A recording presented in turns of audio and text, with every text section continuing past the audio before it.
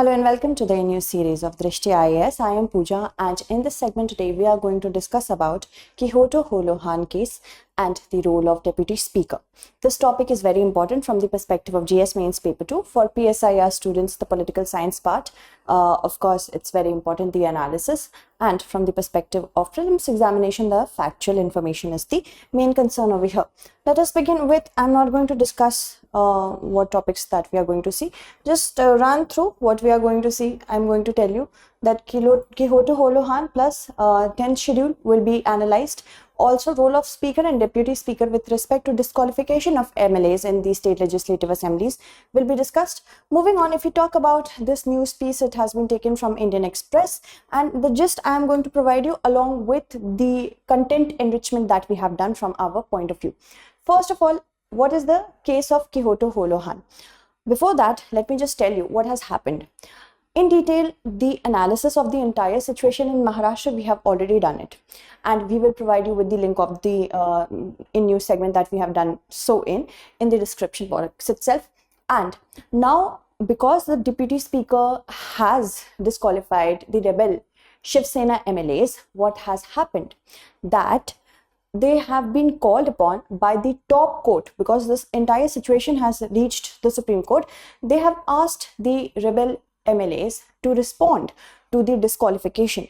A petition has been filed by the Shiv Sena leader as in the rebel leader Eknath Shinde, that is the sweeping power of deputy speaker with respect to disqualification is as much as it has been recently.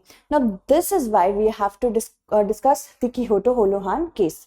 Now, the 10th schedule of the Constitution was adopted in 1985, which is famously known as the Antidefection law, and the 10th schedule has the provisions of the Antidefection law.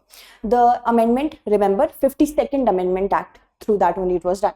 And the basic question that was arisen, because this particular 10th schedule did not just sail through, there was a constitutional challenge to it that was mounted.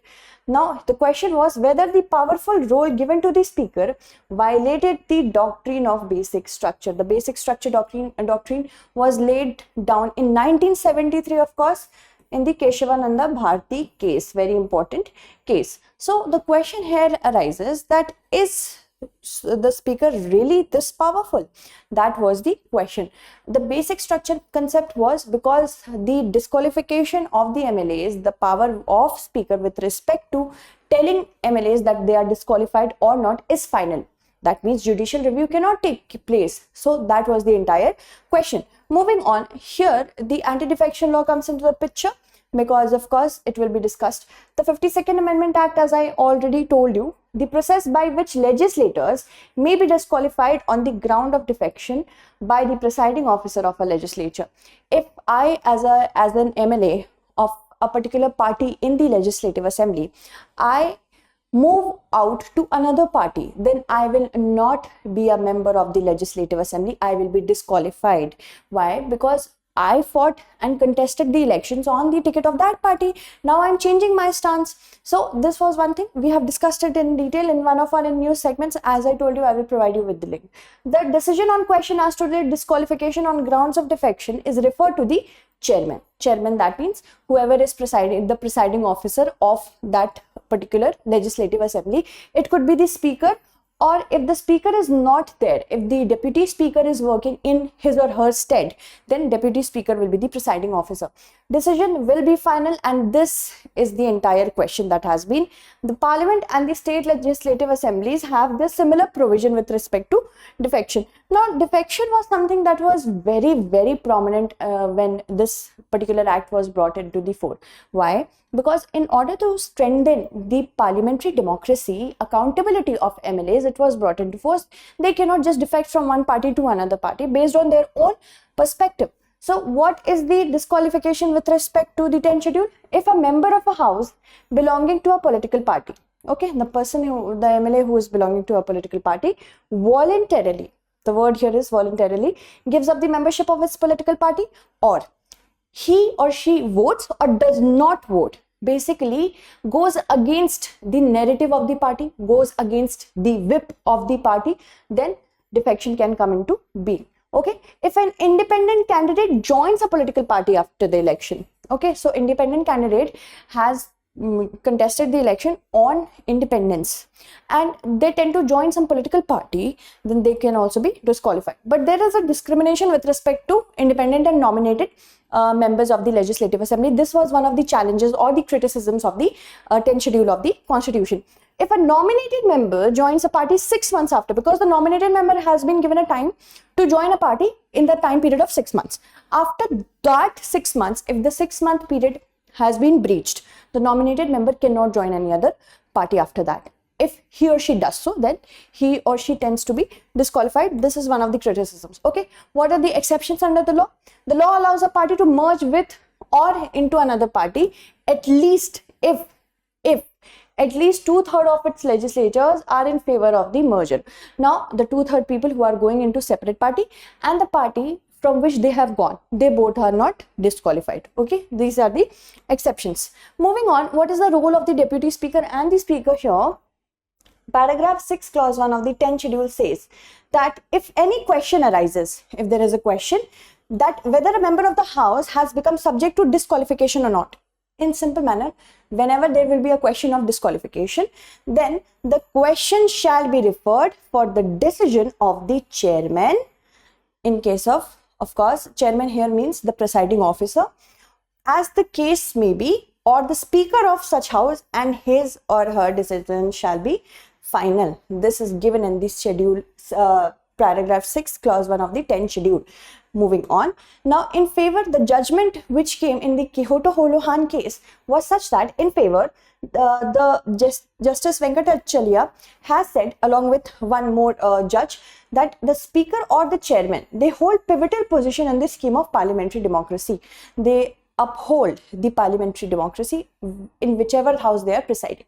And they said that yes, we are in favor of their decision, and they're the guardians of the rights and privileges of the house, and expected to and do take far-reaching decisions in parliamentary democracy. But there was something which was not sitting well with the other judges, because they said that they tend to of course be a little bit of bias when it comes to if the speaker or the deputy speaker is belonging to some other party, and in order to avenge or in a political vendetta, they can disqualify certain MLAs or MPs. Vestige of power to adjudicate question under the 10th schedule in them should not be considered exceptionable.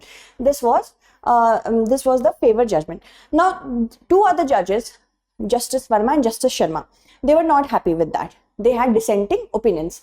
The tenure of the speaker, they said, because the tenure of the speaker, he is the authority, he or she is the authority according to the 10th schedule, is dependent on the continuous support of the majority of the house. That means the seat of the speaker or the presiding officer is dependent on the support that it gets from the parliament.